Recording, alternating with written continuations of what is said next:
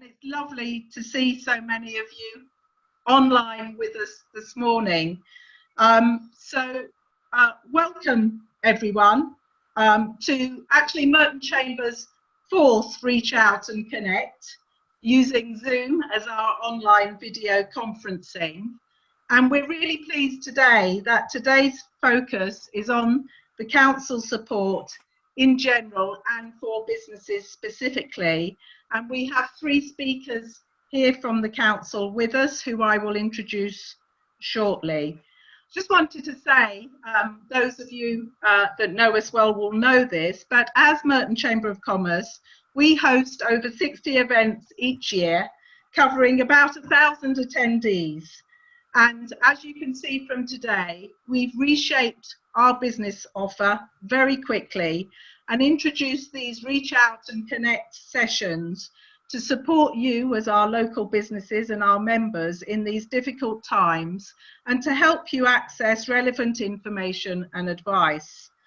We're also conducting a survey of businesses, and we'll put that up at the end because we want to know where your business is now and what your business will be like, if you like, in the months ahead. So that's really important information for us, because what we are doing is feeding back all the concerns and issues that we are getting from businesses up through our channels to the government decision makers. And so far we have seen some response to that. One of the things I've had to adapt to very quickly is, rather than speaking to large gatherings of you guys, I'm now speaking to a computer. So I feel I'm a bit like on Gogglebox, really, which is an interesting experience. So I think today, if we can all just be patient with each other, because there are a large number on this, and we will go through as much as we can to make sure that you have your opportunity to ask what you need to. We're also recording this session so that we can share it with a wider audience later on. So what I was saying was that at this, sorry, I need to get to manage my participants. Right, I'm here now. Great. Yes, so just on the housekeeping, we've done it, but if you do need to speak, then if you press the unmute button to the left-hand corner of the black box, because that's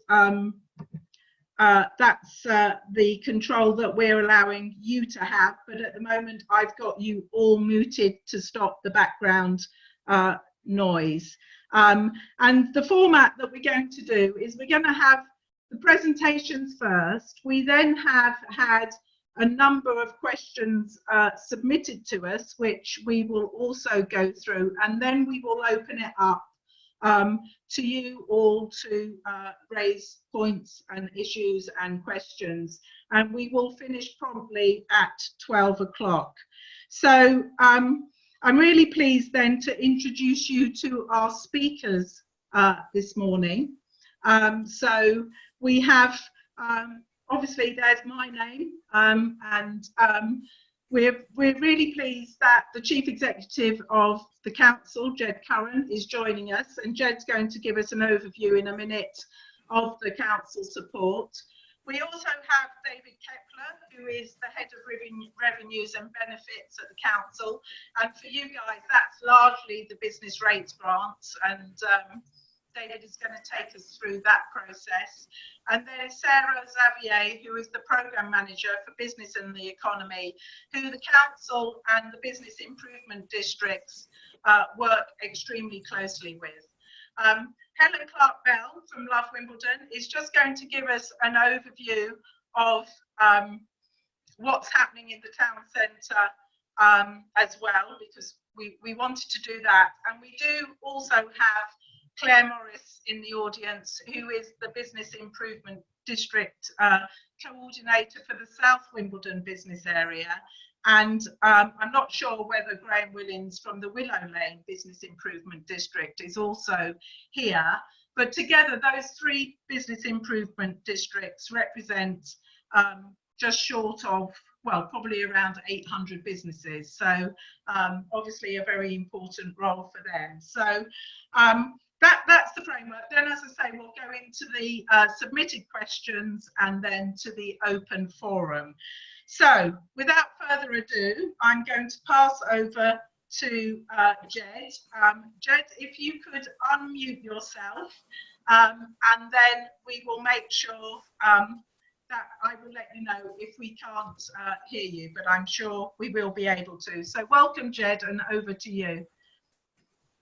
Thank you, Diana. Can everybody hear me?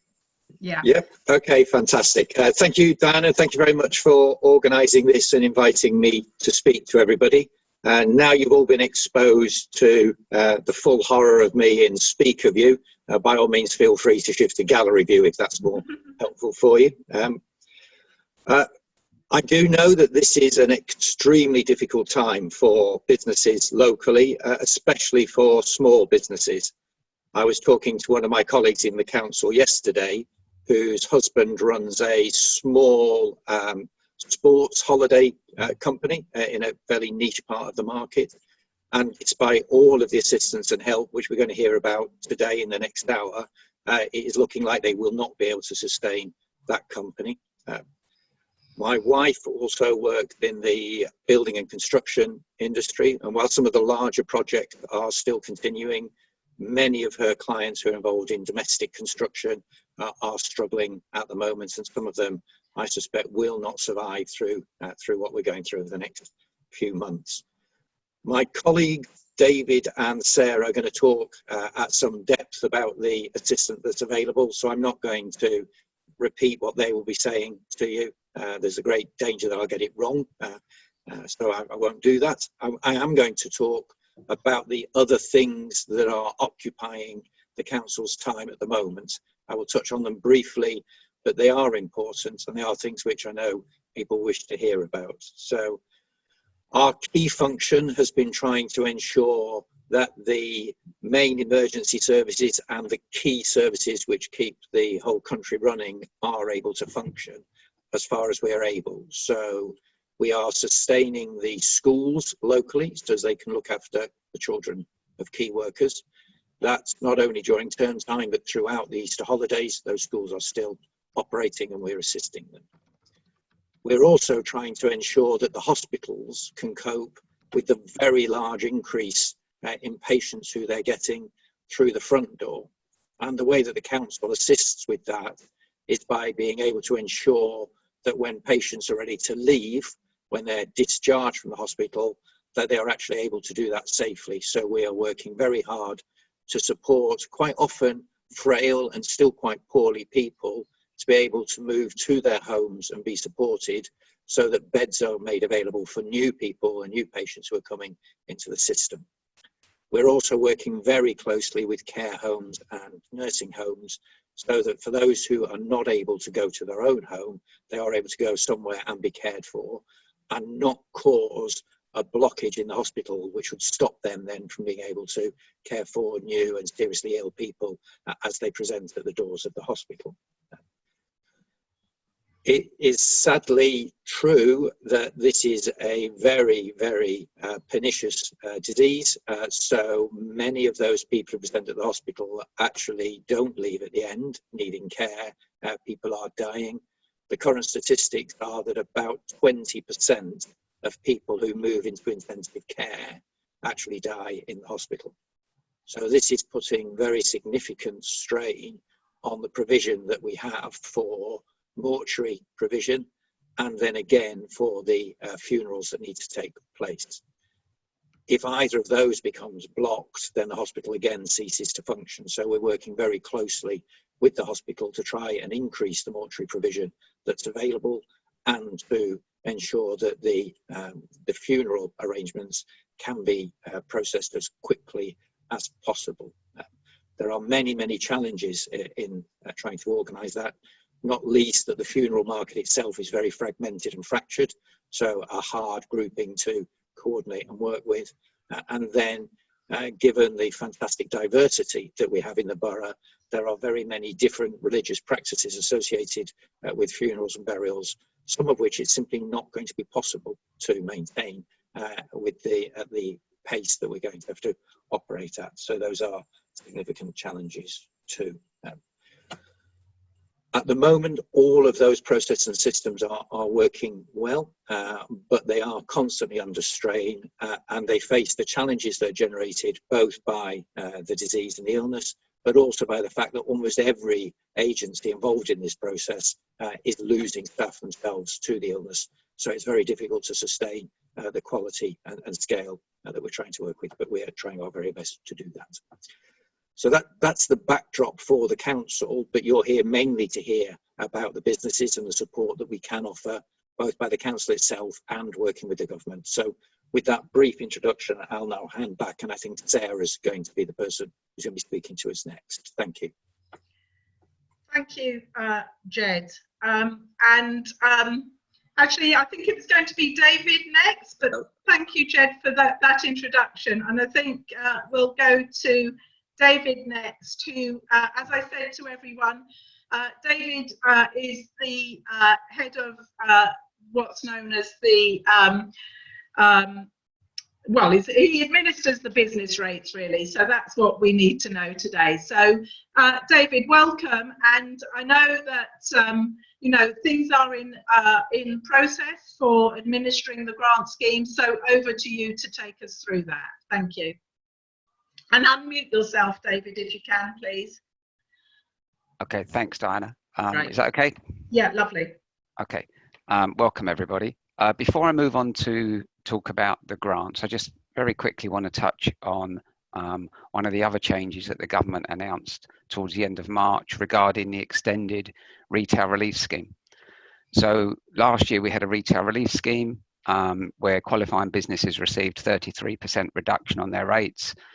The budget then announced that that was going to increase to 50%, and then following the start of this crisis, they extended that relief further to 100% and didn't put a limit on the rateable value. So any qualifying business under the retail, hospitality or leisure will receive 100% rate relief for 2020-2021. In addition to that, they've announced the government grant schemes. There are two schemes, and the slide that hopefully you can see details those. The first one is the small business grant, and the qualifying criteria for that is that the business has to be in receipt of small business rate relief. Qualifying businesses will receive a £10,000 grant. We've identified 1,470 businesses that are eligible for this grant. We then have the small business, sorry, so can we move on to the next slide, please? Maybe Caroline's gone. Okay. Carry on. Okay, so we then, yeah, that one's fine. So we then have the retail, hospitality and leisure grant. There are two levels of grant paid here. Again, the qualifying criteria is that you have to meet the retail, hospitality or leisure scheme, relief scheme. And the two reliefs are for properties with a rateable value of up to 15,000. There's an eligibility for £10,000 grant. And for those businesses with a rateable value of 15,001 up to 51,000, the grant is £25,000. So we've identified 152 eligible businesses for the lower grant and 372 for the higher grant. So the government have calculated an estimated funding that they think we'll need to spend on this, and they've given the authority £29 million in funding, which obviously there's an audit process, and if any of that isn't spent, we need to return. So far, up until yesterday, we had managed to award 574 businesses with just under £9.3 million worth of grants. So the process that we undertook was where we'd had bank details from a qualifying business and they'd made a direct debit payment to us in the last year, we automatically paid them their grants. Those businesses should have already received the money. I think I got an email on Monday from a business saying that they'd had the money in their bank account. What we have to do with the remaining businesses is, where we haven't got bank details, is we need to gather a little bit of information from them. So on our website, there's a web form that businesses will need to go to and supply some data to the council. What we require is some information regarding your business, and it's not very much information. It's an account reference number that you can get from your business rates bill, the name of the business or the individual, bank details for the business, and we require you to upload a copy of the business bank account. Once that's done, the web form will automatically tell you that you're eligible for the grant and how much, and then our back office system will automatically generate the grant payment to you, and you will get that payment within your bank within 4 working days. So as I said at the beginning, we've identified these businesses that we think are eligible, and we've mainly undertaken that exercise by looking at the classification of the property, which has helped us, and we've undertaken a manual exercise. Now, I'm sure that there are going to be some businesses that we've missed. For example, I know of one company that they were based in an office, but they clearly met the criteria, so it wasn't easy for us to identify them. So I'm sure there's going to be other businesses like that who will be eligible for the grant that we haven't identified in the initial phase of trying to make these payments. This week we've written to all qualifying businesses that we've not already refunded, that we've not already paid the money. Now, I accept that writing to businesses at this time isn't ideal. That's the first tranche of, if you like, of our communication. We've been emailing businesses, we've been ringing up businesses, we've been taking a proactive approach to contacting businesses. We've put out some comms from the council, and all along throughout the process, we've been advising businesses who have been contacting the business rates team to keep an eye on our website, because that's where we're managing a lot of the communication and we're updating what we're doing. So a minute ago, I said that we'd paid just over £9 million. That was as at up to sort of Tuesday night. Just to give you some idea, yesterday we had a further 174 successful submissions, and going into the backs and payments process today is just over £2.2 million. So far, we have managed to, and I'm going to use the word pay, but clearly some of them haven't received the money yet. We've awarded grants for 748 businesses, and that's £11.5 million. We believe we've got just under 2,000 businesses. So going on those figures, we're a third of the way there. The advice on the website says if you haven't heard from us by the 15th of April and you think you're eligible, then contact the business rates team. I think if you think you're eligible now, go onto our website, try to submit the data that we're requiring. Hopefully you'll find that you can submit that successfully. If you can't, if you're having problems, then there's a link, there's an email address there and a phone number on the website telling you to contact our business rates team, and we'll help you. We'll either look at your account and perhaps confirm whether we think you're eligible or not. It may be that you're a business that hasn't come under our radar because of where your classification is in your premises, and we can then look at that separately. So, Diana, I don't want to go on any more about the grants, and I'm sure there'll be some questions and happy to take them. And I'm sure there'll be questions from businesses that don't qualify for the grant. Just to clarify before I move on to that bit, this is a government scheme.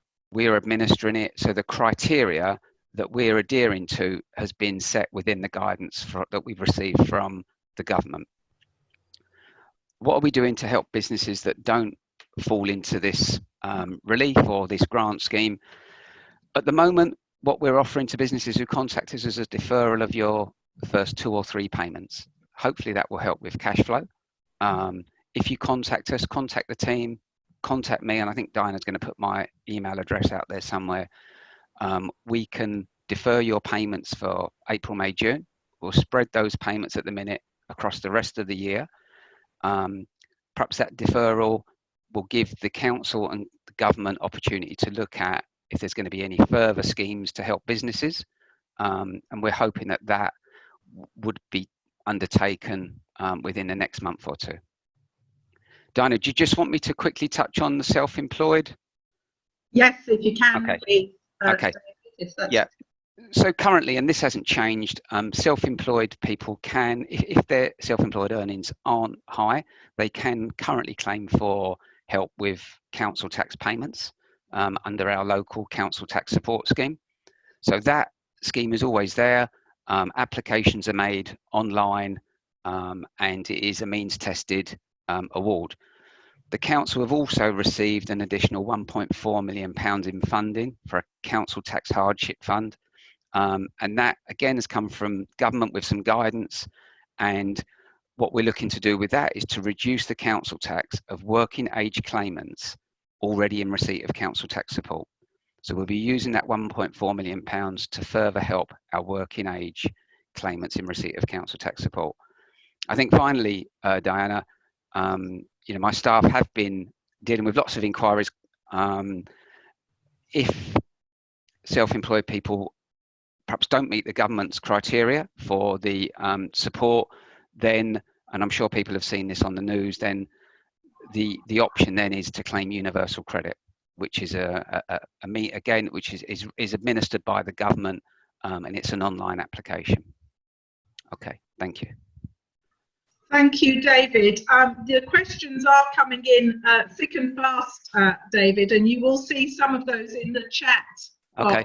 If you want to review some of those before I come back to you, because we're now going to move to Sarah Xavier, who is the Business and Economy Manager at Merton Council, who's going to give us an overview of the more wider support that's available for businesses. So welcome, Sarah, and if you can unmute yourself. Thank you.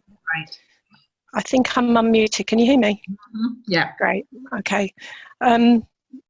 Okay, so I'm really conscious that a lot of the questions that are coming in are around the grants and the business rates.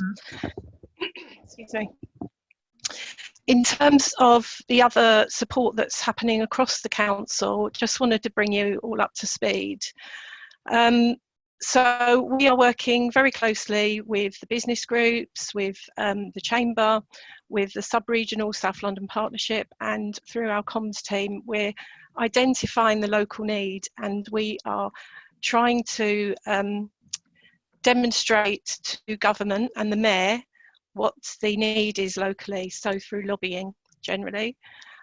We're also trying to get the message out for businesses so that it's easy to find what support is out there for you, and for the unemployed in particular. So on our main web page, so www.merton.gov.uk, there is a link to support through the coronavirus. And so within that page, you'll see that there's further links to business support and employment support. And there's also a page for the voluntary sector. David's already mentioned we are urgently implementing the business grants, business rates issues as agreed through the government policy. As landlords, we have agreed, our members have agreed that we are deferring rent to our commercial tenants for 3 months. That commences on the 24th of March. It's a deferral, not a rent holiday, unfortunately, but that is generally what is happening across the local authorities. Payment will then be from June to the end of the financial year.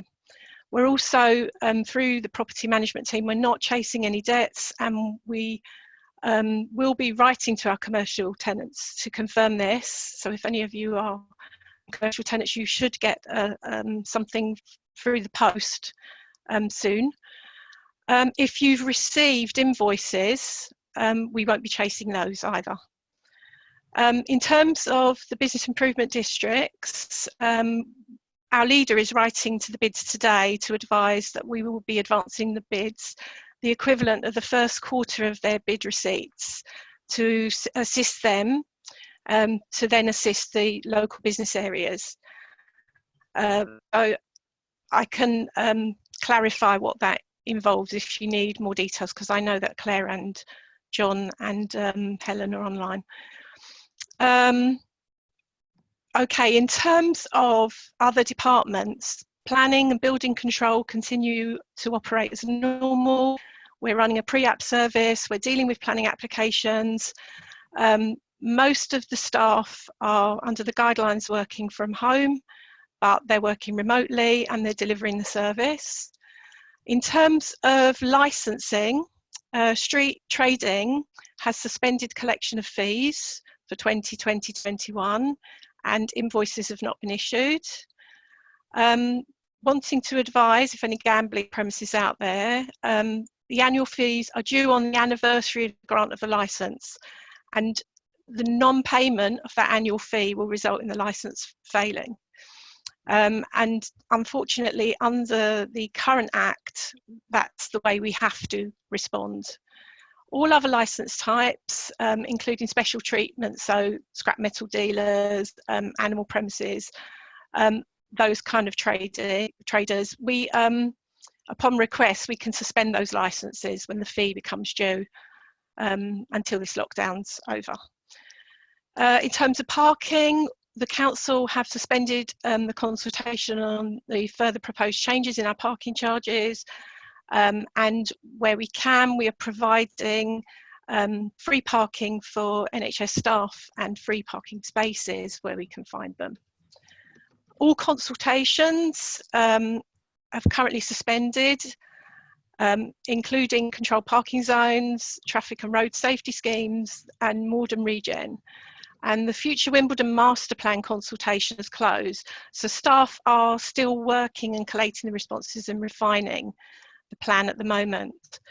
So generally, we are attempting to work from home in a normal manner. There are officers in the building, but generally most of the teams that I've mentioned, the staff are working from home. And we've been doing it for 3 weeks now, 2 to 3 weeks, and we're coping with dealing with it. So I think, Dana, that's probably enough from me at the moment, and I can expand on anything, if any questions come up on any of those issues. Thank you, Sarah, and that was very good, I think, to hear the broader support.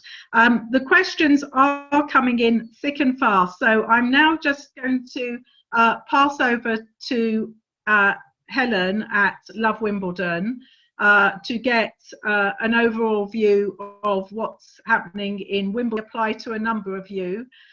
So let's just hear from Helen first and carry on putting them in the chat, and I will, I'm sort of making the list, so I hope we can get through them. So Helen, welcome, and give us an update, if you may, on the situation in Wimbledon Town Centre. Thank you, Diana, and thank you everybody for hearing me out on this call. I think it's we're all agreed it's an absolute crisis situation, and I think we need to acknowledge that everybody is in that crisis boat at the moment. Love Wimbledon so far has been consolidating information from central government and communicating that with businesses as much as we possibly can. Working with Merton Chamber, you'll see that we've developed a checklist, so if you are closing your business, there is a checklist there for you to work through. So very practical support that we're trying to offer to businesses at this time. We've also been coordinating support for businesses that remain open and facilitating that support between businesses and the local community. So for example, where a business that was closing down had 3 dozen eggs they needed to find a friendly home for, we were able to point them in that direction. And likewise, where businesses have got volunteers that they're offering out to the local community, we've been able to signpost them as well. We are currently also maintaining a street presence, obviously with social distancing, bearing in mind the requirement of that. This is to reduce the incidence of antisocial activity, to still report on the fly tipping and the graffiti, etc., so that the town centre remains a safe place. We've been working with the police and the housing team to support the homeless back into accommodation.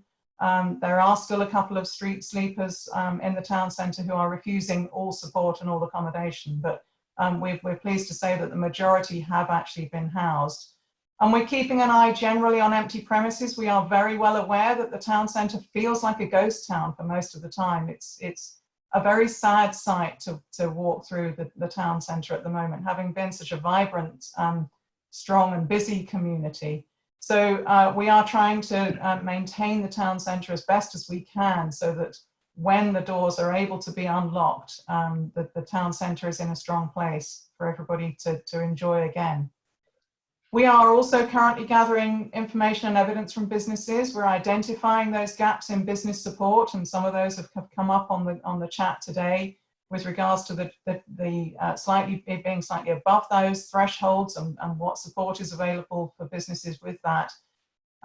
We have our own networks through business improvement districts, so that we're actually feeding directly into central government through the Minister of Housing, Communities and Local Government, but also through our bid network that also then feed into the High Streets Task Force. So any information that we are gathering is going straight to central government and straight to that town centre regeneration conversation. We have 2 web pages, one of which is on the businesses that are open at the moment and featuring those that are innovating and changing their business models accordingly.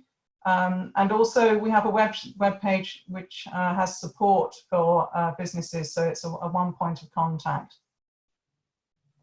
Jade has already identified we are a small business ourselves, and so thank you for your support on that. We have had to reprofile our budget. We have had to furlough over half of our team in order to cut our cloth according to the income that we're expecting.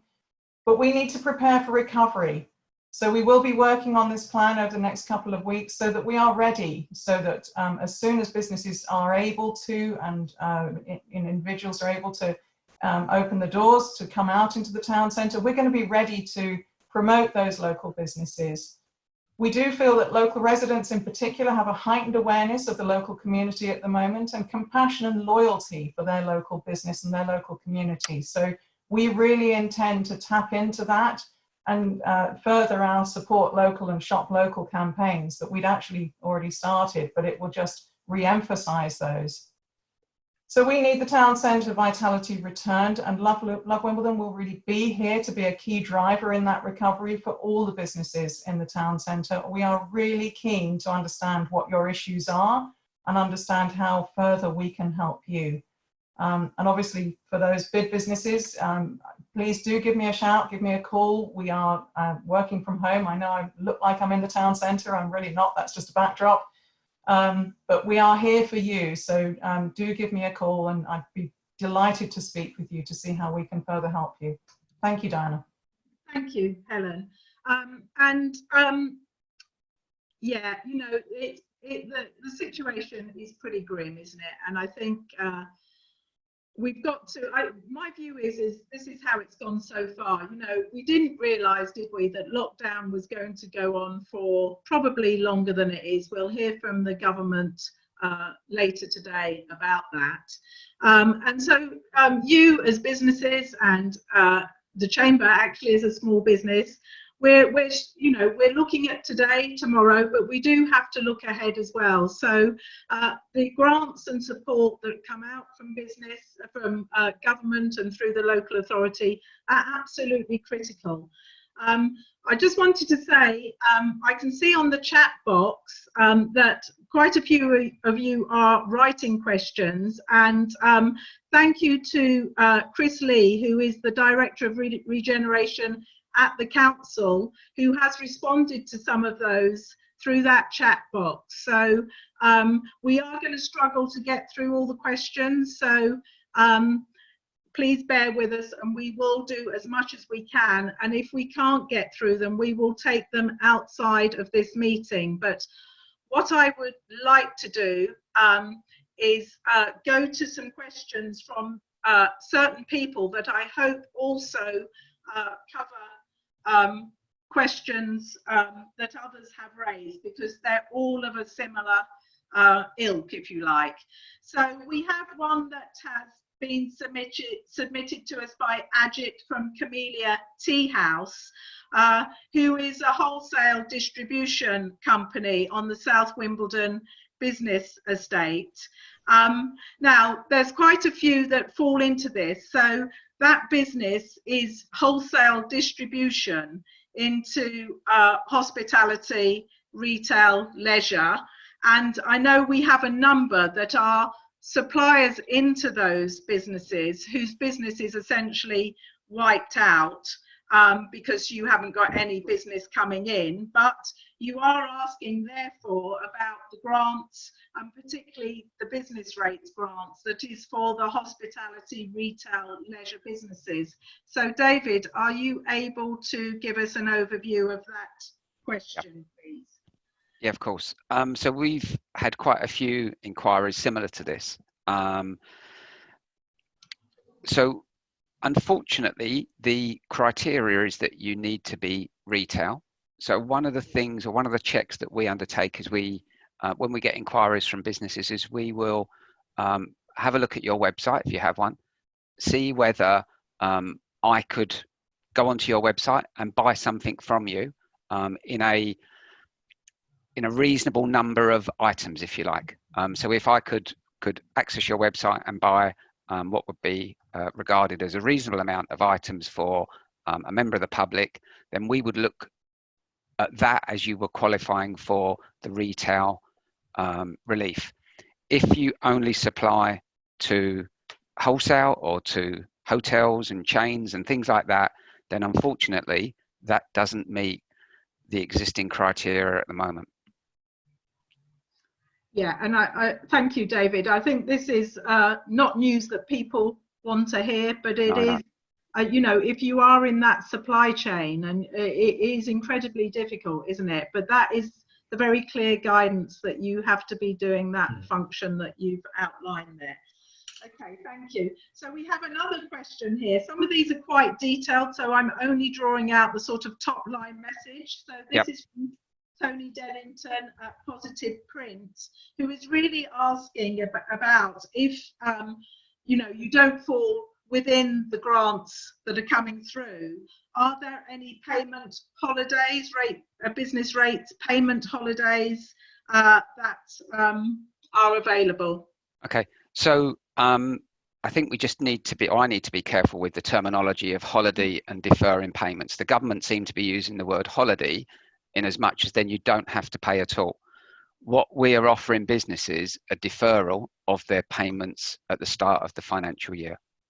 So at this stage, we aren't offering holidays. If we're going to go along with the government sort of definition of a holiday, we can offer deferrals. We can spread your year's business rates over the last 9 months, the last 10 months, if you'd rather that. That will help you in the short term with cash flow. I know it's probably not the answer that everyone's looking for at the minute, but that's the position that we're taking, and we will be reviewing, as I said a bit earlier, and maybe that also gives the government time to review their position on business rates as well. Good, okay, thank you for that. Okay, we've got another one here that is a broader question about really the council's support to prepare for the recovery, and I think this is a really important message, because obviously we do want everything, the town centres and businesses generally, to get back on track. So who is looking at the overall strategy on this?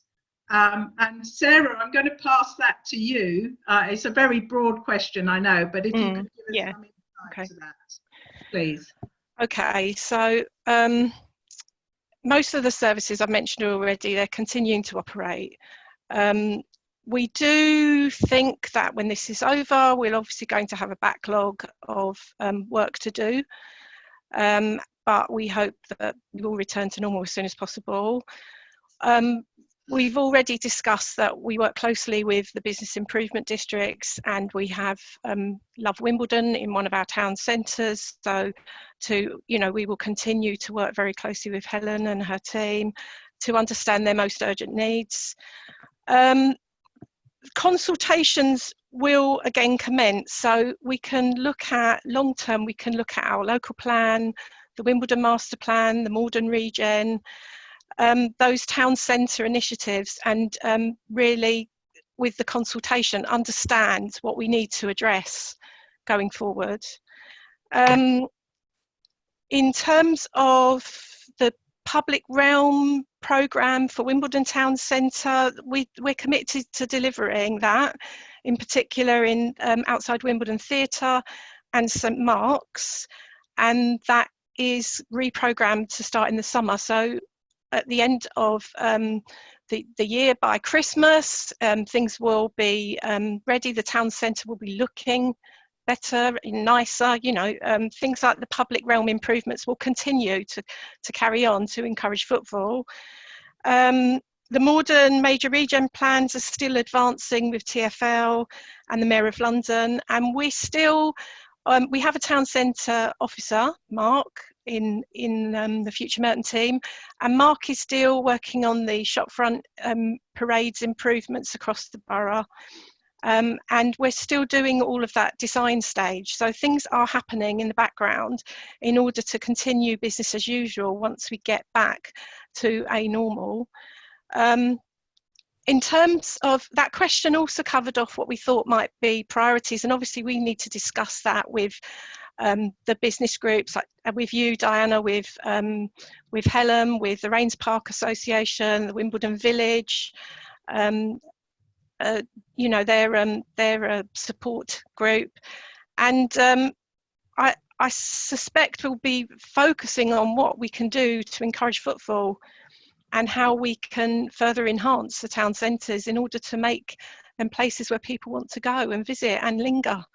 So it's one that we need to discuss, and I'm sure the consultations will cover off a lot of the activities that we need to consider going forward. Thank you, Sarah. And one of the sort of messages that we are putting out is really to think local, shop local, act local. I know most of us aren't allowed to travel very far at all, but I do think it is important that actually some behavioural changes to purchase locally will actually support the recovery. So that's a personal view of mine, but I think I'm hoping that will help. And I just say, you know, my take on that is that the government is really dealing with the here and now. They have to, but they will behind the scenes be looking at the longer term. And I think that will start to be communicated to us once we've got through this very crucial period. So it's very difficult to be patient when your business is on the line, but that's my view and take on what I see coming out of government. Right, I'm going to go back because there are some questions about the business rates again. So just to clarify, if you do not pay business rates, or you are not in receipt of the small business rate relief now, you are not eligible for the grants. David, do you just want to reinforce that? Yeah, Diana, I picked up a couple of questions on the chat. One, I think somebody had a concession in a supermarket, sorry, in a department store. There was another one, I think, in the library. You have to be a business rates payer to qualify. If you have one of these arrangements, these stands, unfortunately, you're not entitled to the grant. So my only response to that, and there's quite a few people that sublet from businesses that are paying business rates, who are in managed workspaces, all of those, unfortunately, you do not fall within the small business rate relief. If you're a charity that has not got a retail outlet and you're getting mandatory and discretionary rate relief, you also don't qualify. So there are a lot of gaps here. I think my message to those that are in those types of instances is really talk to your landlord who you're paying the rent to see if there's any movement that they can give to you. And that actually takes us on to a question that we have about landlords, because a lot of people have come to me to say that landlords really aren't being very accommodating on rent payments. one I heard had at best reduced it to 3 months in advance to 1 month in advance. And so I know that we do have people here that are paying a lot of rent to landlords. I don't know who could answer that actually. Maybe could, we've got accountants and lawyers, we've got WSM, Hartley Fowler and Morrison's in the audience. So if any of you, if you could maybe raise your hand, and Caroline, tell me if you wanted to respond to that, if you've got any instances, because I think it's just useful to share. We've got Julian Upson who's happy to answer that. Right, Julian. Julian, so if you can unmute yourself, thank you. And then we'll see you as a speaker. Hi. Is Tuition House isn't in the audience, is it? No. No. Okay. So I spoke to our landlady, and suggested that what we would do is we would not pay the rent for the next 3 months, and it wouldn't be written off. We wouldn't get a rent-free period, and then when we go back in July, we'll just pay 1.5 times the rent from July to December to catch up. And she was fine with that, which surprised me. But there we go. All right. Thank you, Julian.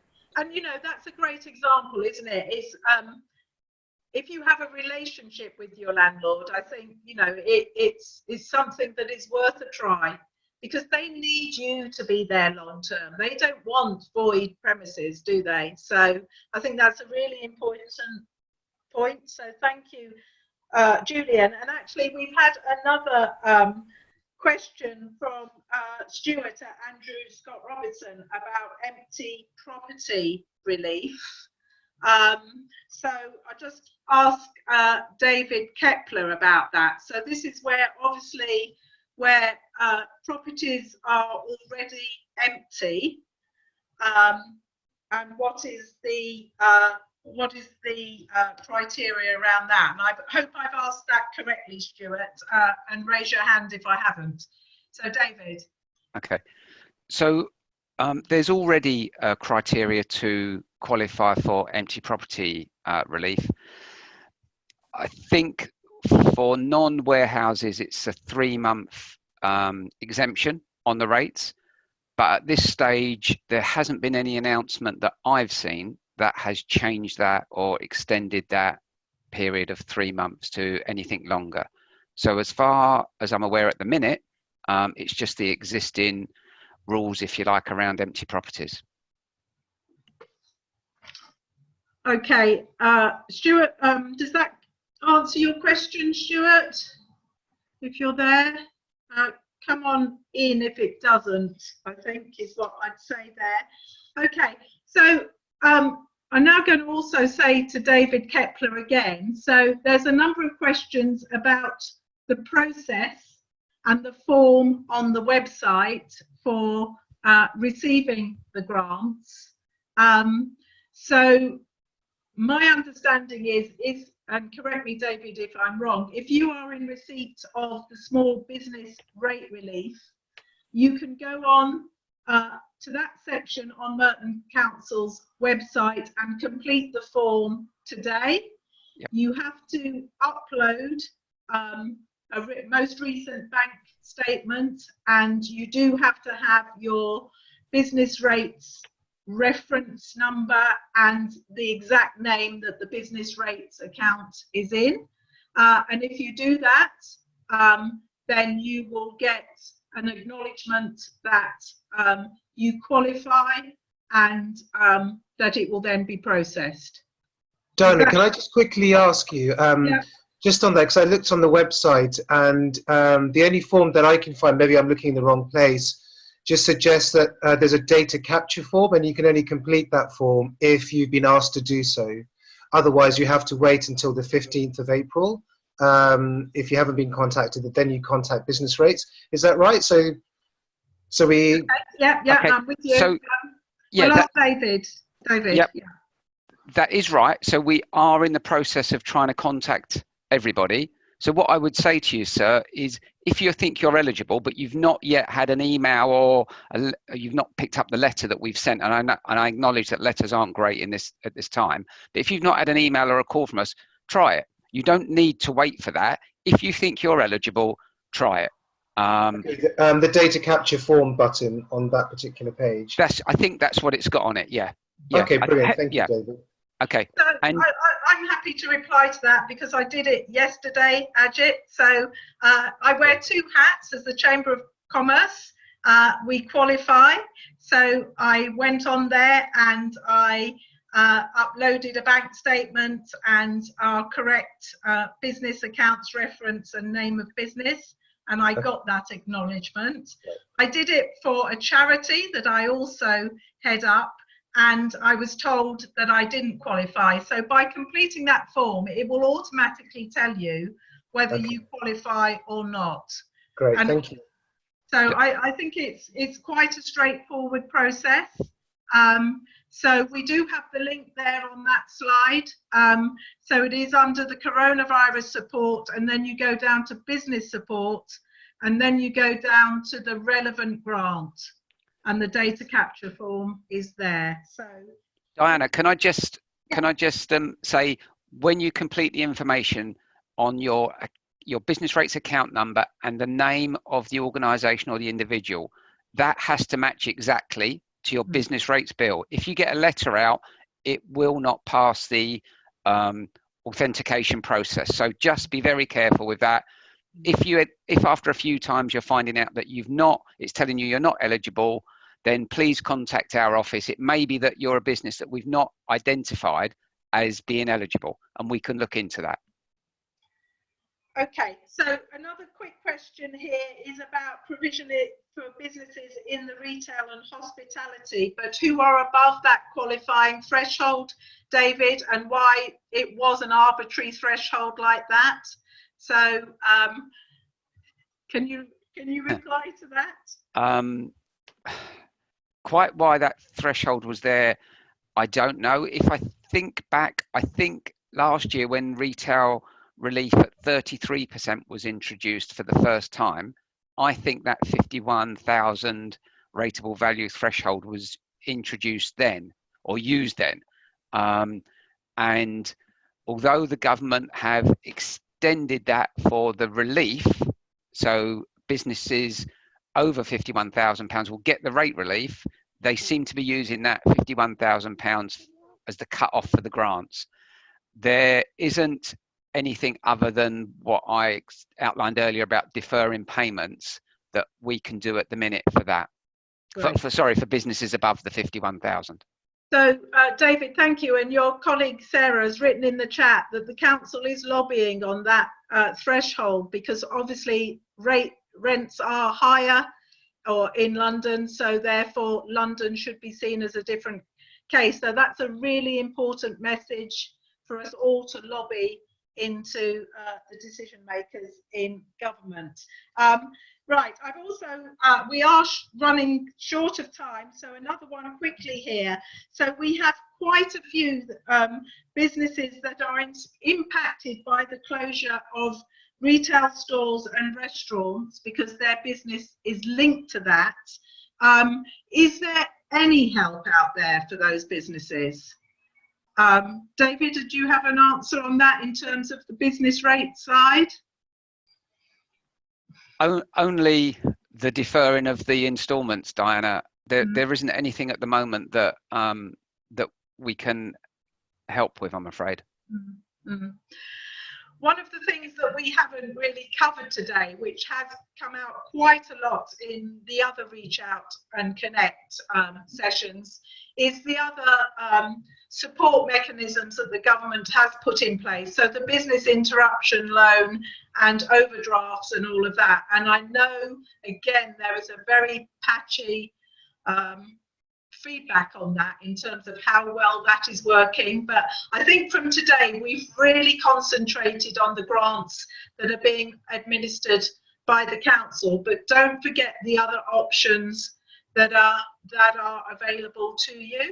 And as I say, we do have accountants and lawyers in this network, so they're listening to this conversation, and obviously we can connect you if you're not already connected through the Chamber of Commerce. So I'm going to now say, because I am aware that we haven't covered everyone's points, has anyone really think they've got something that has not been covered that they would like to ask? And if so, if you can raise your hand, and Caroline, if you could see that, and then let me know who that is, and I will ask them to speak. So anyone quickly. Yeah, we've got Salim Jalil. Okay, Hi. Salim. Hi. Yeah. I'm trying to access the actually contact business rates through the online portal. But something, I think the information is not up to date on that business rate. So I'm trying to contact the business rates by email, but emails are bouncing back. Okay, Celine, we'll take that outside because it is all there. As I say, I've done it. So I'm happy to speak to you after this, and I'm sure David would be, but it is all there and you can do it because I've done it, and I know you're in a similar situation to ourselves. Yeah. So, yeah. And we've got Jane Dancaster from Wimbledon School of English. Hi everyone. This is for David. I have actually emailed you and posted this question. I'm sorry, it is actually only for our sector, which is the English language training sector. Just to raise your awareness that the LGA, the Local Government Association, has recommended that the COVID-19 business rates relief for hospitality and tourism should be extended to our sector. Our sector has had to close down completely because of this outbreak. We deal only with people from overseas. It is a form of hospitality and tourism, and government is supporting this, and Stephen Hammond is also supporting this. So you have an email from me in your inbox, I hope, and one from Stephen Hammond. So please, can you look into that? You've got 3 schools in the borough, and we bring a huge amount of money into the borough. Wimbledon School, we've been here since 1964. And we're actually quite big. We work with 300 host families in the borough, lots of local businesses and so on. So if we don't get this, then it might be the end of our sector in the borough, which I think would have a huge impact. So just raising awareness of that, please. Thank you. And I think, Jane, thank you for that. You know, that really does illustrate, doesn't it, that we are all in this together. I know, you know, that's what the government is saying, but we all have to work together to see about whether there are any solutions, because it is about all the futures, isn't it, of the businesses and the borough as a thriving borough. So really important for that. Okay, any others, Caroline, in the last 2 minutes? Basil. Basil, I think I've covered. I think I do think I've covered. I know I haven't done the specifics, but the broad thrust of what people are asking, I do think I have covered. So, Belle, did you want to say anything? You've got your hand up. Who was that? Helen Clark Bell. No. And Sloak, I think we've covered. I think you said you'd covered that already. Okay. So look, everyone, I know there's a lot there. We will take what you've said, and then we will come back to you and ask the council to work with you. So please don't go away disappointed. There is the information there, and we're all in this to support each other and help you get the answers that you need, not necessarily the answers that you're looking for. I want to just say thank you to Merton Council for sharing with us their critical role in this. I wanted to say that the Chamber will continue to be your trusted point of information, help and connection, and we are taking that very, very seriously, and sharing the information that you give us with MPs and London government, as is the council. On our website, we do have under our coronavirus section, we do have resources that are available to you. And we also have our community board. And I'd like to just say the community board is really illustrating the ingenuity of businesses in responding to this crisis. So I know we've covered really difficult ground today, but there are some really uplifting stories, and I think we have to also latch onto those to take us all through. So, and I finally wanted to say, I know at 8 o'clock that we have everyone clapping for NHS staff. I would like personally to say, I think in Merton we should also be saying thank you to all the frontline council staff who are out there collecting our waste, cleaning the streets and everything else, and all the people that are in businesses that are reshaping and responding to this crisis, and doing different things. It won't be the same world that we come back to, but I hope that we come back to a world where we can all sustain and thrive. We will do some more of these, so please give us your feedback.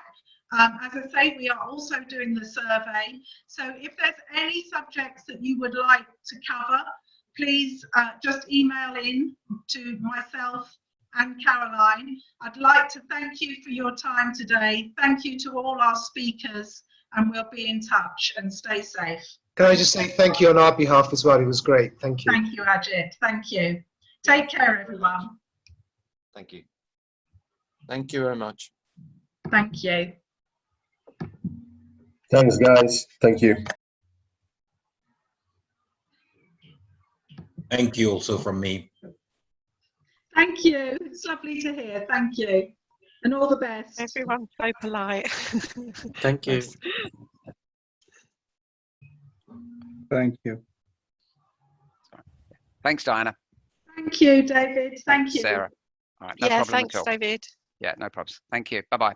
Bye-bye now.